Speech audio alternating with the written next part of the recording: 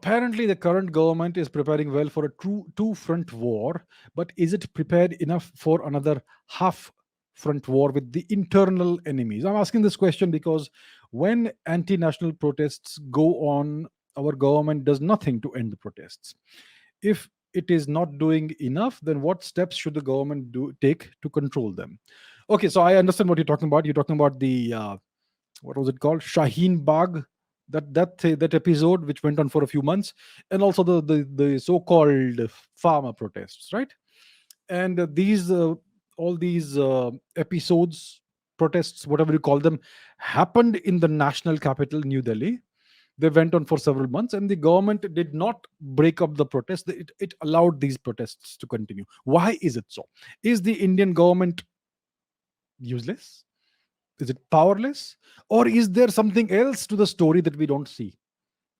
You may remember a couple of years ago, I don't remember how long ago it was, maybe 2 years ago or so, there was this sudden, apparently spontaneous outpouring of protests in Thailand. Students, you know, educated students, well educated students, college and university students, affluent students wearing, expensive clothing, coming out with placards and all that, and they took Bangkok essentially hostage. It happened out of nowhere.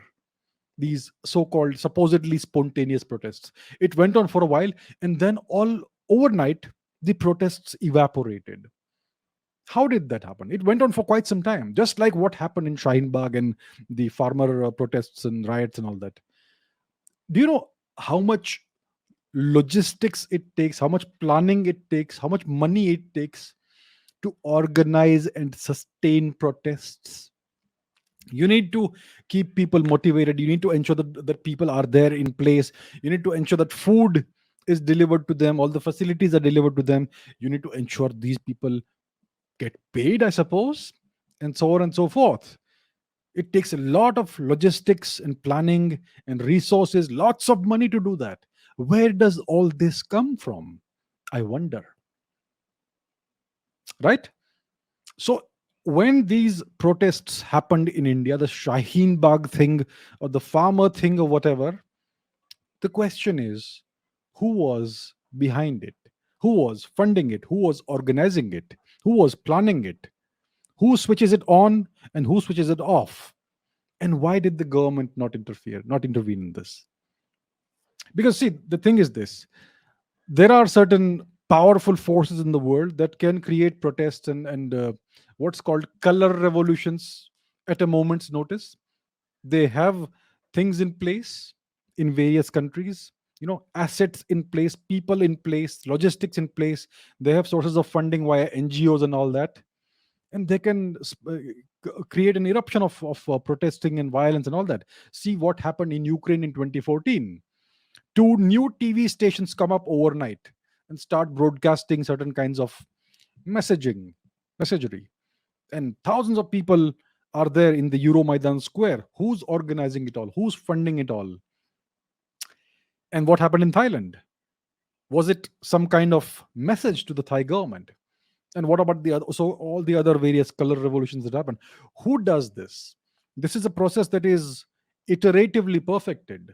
The process of creating a color revolution. So, when a very powerful foreign power does such things, it is best to just let it simmer down on its own, right?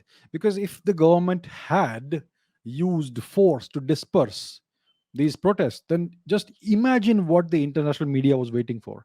They were waiting for creating a Tiananmen Square kind of story in India. That's what they were waiting for. And the Indian government did not give them the opportunity. It tolerated this nonsense. It happened with the Shaheen Bagh thing, it happened with the so called farmer protests.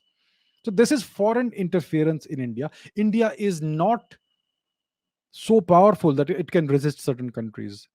So, right now, what we have to do is keep our head down, bide our time, and work really, really hard for the next 2, 3 decades and build up our economy and our power. That's when we will be able to stand up to these very powerful foreign outside forces, because they don't want India to succeed. They don't want India to rise. So right now The government is doing what is needed. If you look at the history of China, for the longest time, they swallowed all the insults, they swallowed everything that was thrown at them. They were meek, they were submissive, and they just kept on working. So that's what India needs to do. Yes, we have enemies. We have enemies outside, we have enemies inside. And the enemies inside are actually an extension of the enemies outside. So these external enemies are cultivating assets within our country, and they are funding them via NGOs and whatnot. This is how it works. This is what they do worldwide. And as long as you are a small power, as long as you are not a major global power, you're gonna have to find other ways of dealing with this. You know, so that's what India is doing right now. I would disagree that the Indian government, the current government, is not doing enough to safeguard India's national security. What it has done, what it is doing, is the best course of action. The Prime Minister even took back the farm laws because of what was going on.